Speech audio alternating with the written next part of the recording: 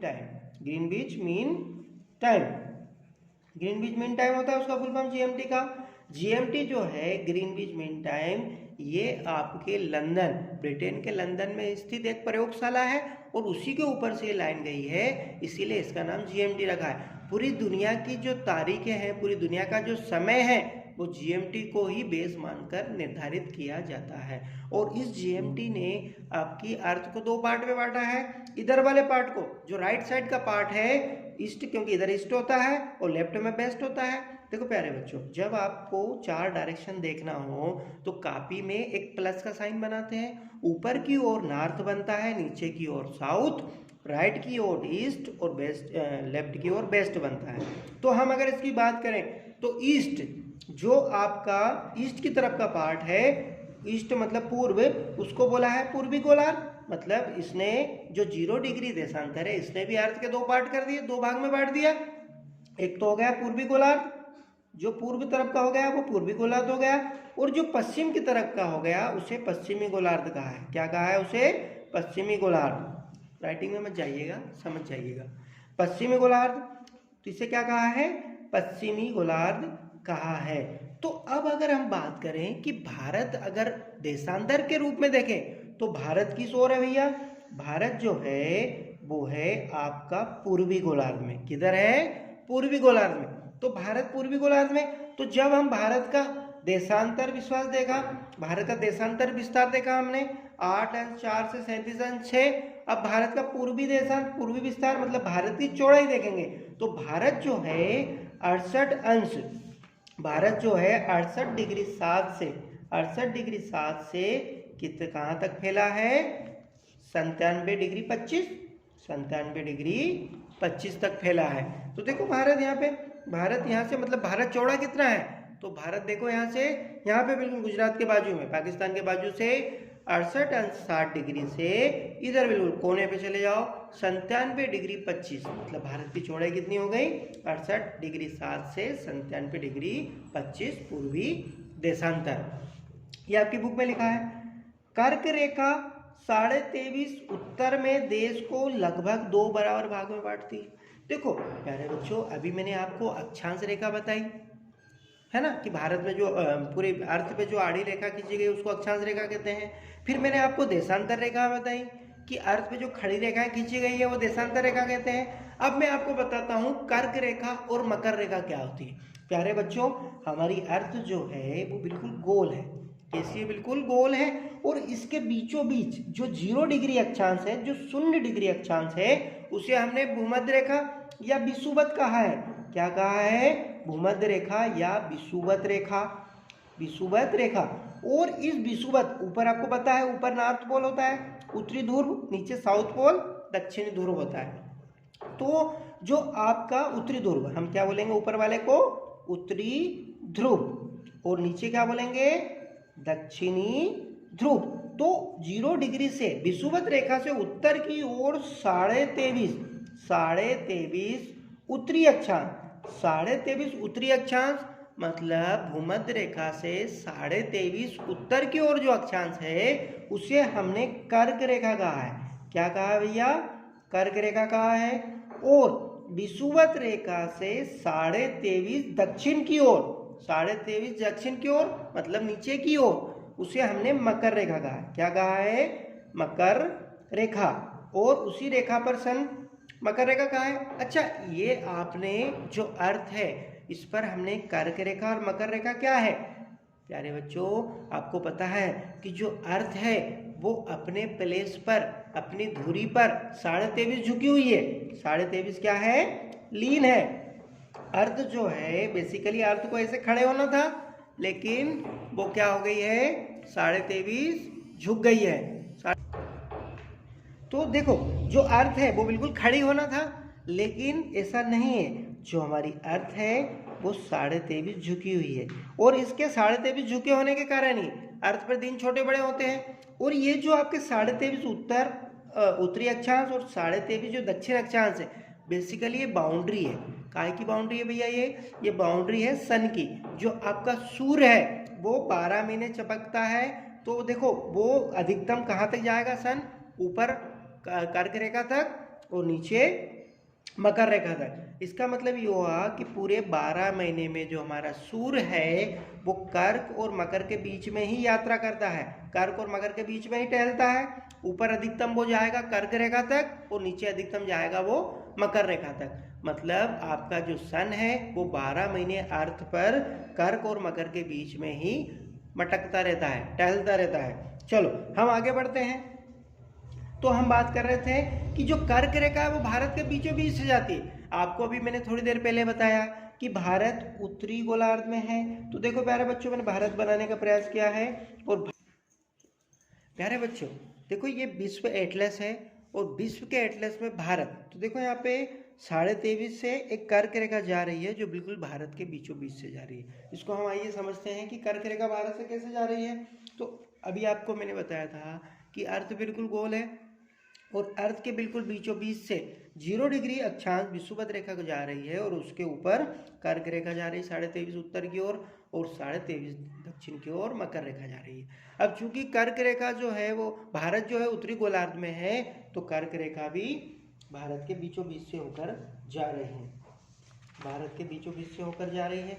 मान लो अगर ये भारत है, अगर ये भारत है उत्तरी गोलार्ध में, ये हमारा भारत है जो उत्तरी गोलार्ध में, कहाँ है? उत्तरी गोलार्ध में। तो जो कर्क रेखा है वो भारत के बिल्कुल बीचों बीच से गुजर रही है। कहाँ से गुजर रही है? भारत के बिल्कुल बीचों बीच से गुजर रही है। ठीक है।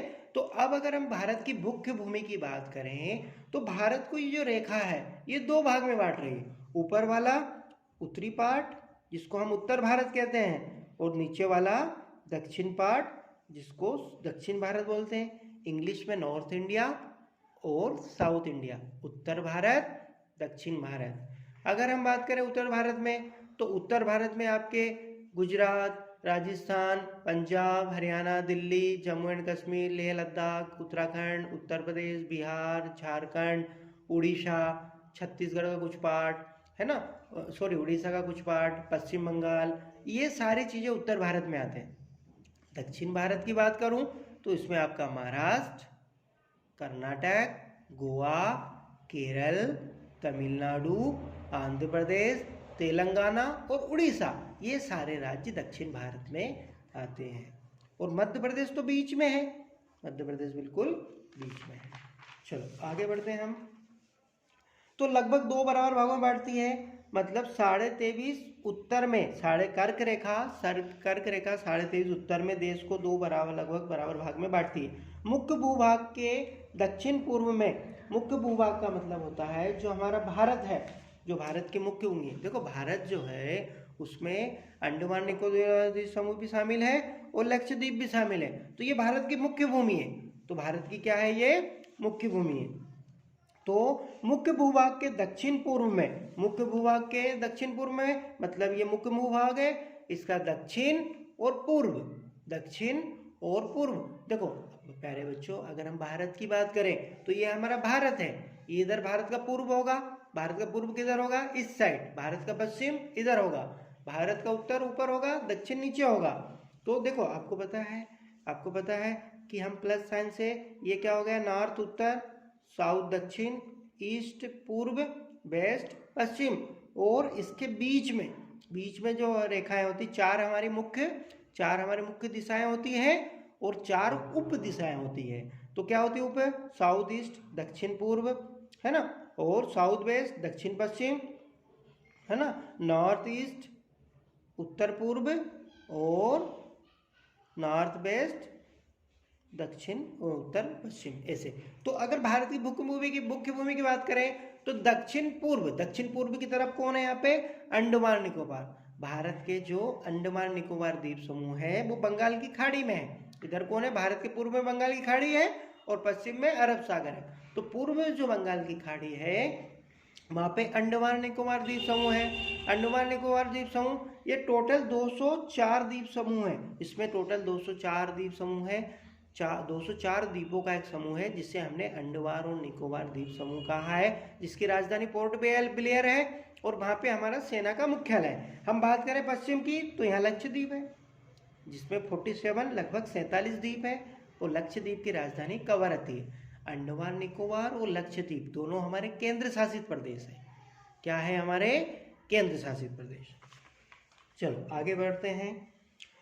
मुख्य भूभाग के दक्षिण पूर्व में अंडमान और निकोबार द्वीप समूह बंगाल की खाड़ी में स्थित है।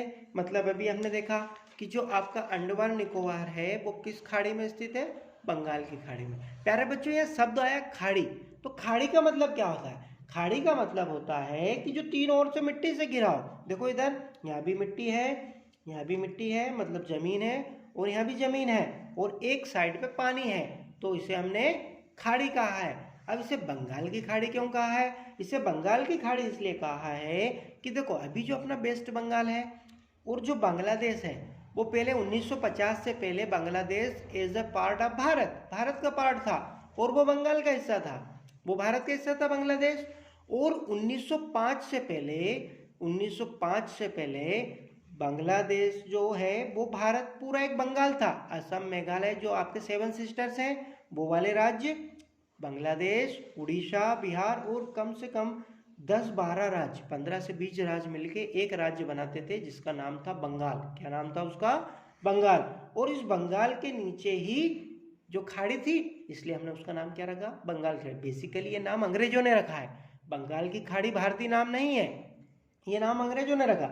जब अंग्रेजों ने भारत को गुलाम बनाया, जब भारत उनका उपनिवेश था, तब अंग्रेज भारत आते थे, तो भारत का सबसे धनी राज्य बंगाल था, और अंग्रेजों ने सबसे पहले बंगाल पर ही शासन किया, बंगाल को कब्जे में लिया, और वहीं से उनका आना जाना व्यापार चला, और इसीलिए उसने उस खाड़ी का नाम बंगाल की खाड़ी रखा। भारतीय नाम तो गंगा सागर है, क्योंकि गंगा नदी जो है वो बंगाल, पश्चिम बंगाल होते हुए, बांग्लादेश होते हुए इस खाड़ी में गिरती है, और इस सागर, ये एक सागर का रूप है, तो इसे हमने क्या रखा था? इसका नाम हमने गंगा सागर रखा। लेकिन अंग्रेजों ने ही इसे बंगाल की खाड़ी कहा है, क्योंकि ऊपर बंगाल था, अभी भी है बंगाल, पश्चिम बंगाल। चलो आगे बढ़ते हैं हम। लक्षद्वीप बंगाल की खाड़ी में स्थित है। दक्षिण पश्चिम में लक्षद्वीप समूह अरब सागर में स्थित है। प्यारे बच्चों, भारत के पश्चिम में जो सागर है उसे अरब सागर कहा है, और इसमें जो द्वीप है उसे हमने लक्षद्वीप कहा है। लक्षद्वीप जिसमें 47 द्वीप है, 47 द्वीप है। अच्छा, इसको अरब सागर क्यों कहा है? अगर हम विश्व मैप की बात करें, अगर हम विश्व के नक्शे पे देखें, देखो प्यारे बच्चों, आपके ग्लोब पे आपकी बुक में एक मैप दिया है, और इस प्रकार की जो आकृति नजर आ रही है, ये अरब प्रायद्वीप है। क्या है ये? अरब प्रायद्वीप। और इसके जस्ट नीचे जो है उस सागर को हमने क्या बोला है? अरब सागर कहा है। क्या कहा है हमने उसको? अरब सागर कहा है। अपनी एटलस की सहायता से इन द्वीप समूह का विस्तार ज्ञात करो।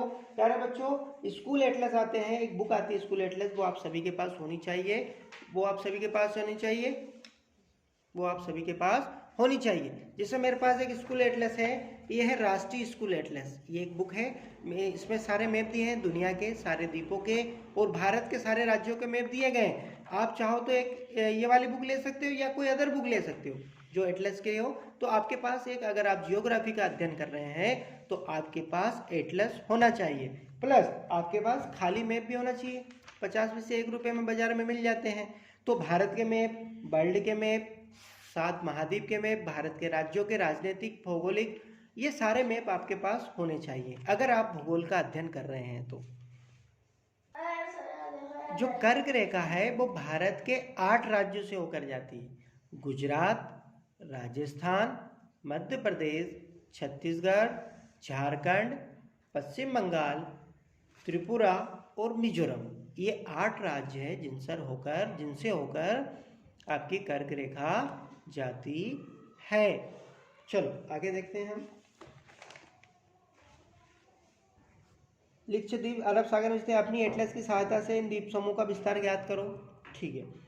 भारतीय संघ राज्य का सबसे दक्षिणी बिंदु जो इंदिरा बिंदु कहा जाता था, सन 2004 की सुनामी में लहरों के कारण समुद्र में चलमान हो गया। देखो भारत का जो सबसे उत्तरी, देखो प्यारे बच्चों, जो भारत है, भारत का सबसे उत्तरतम जो बिंदु है उसे इंदिरा काल कहते हैं। क्या कहते हैं उसे? इंदिरा काल। और जो भारत का सबसे दक्षिणतम बिंदु है वो आपके अंडमान निकोबार के भी नीचे है, अंडमान निकोबार के भी नीचे है, जिसे इंदिरा पॉइंट क्या है, जिसे क्या कहते थे? Indira point, pygmy lake point भी कहते थे, उसको प्रियदर्शनी पॉइंट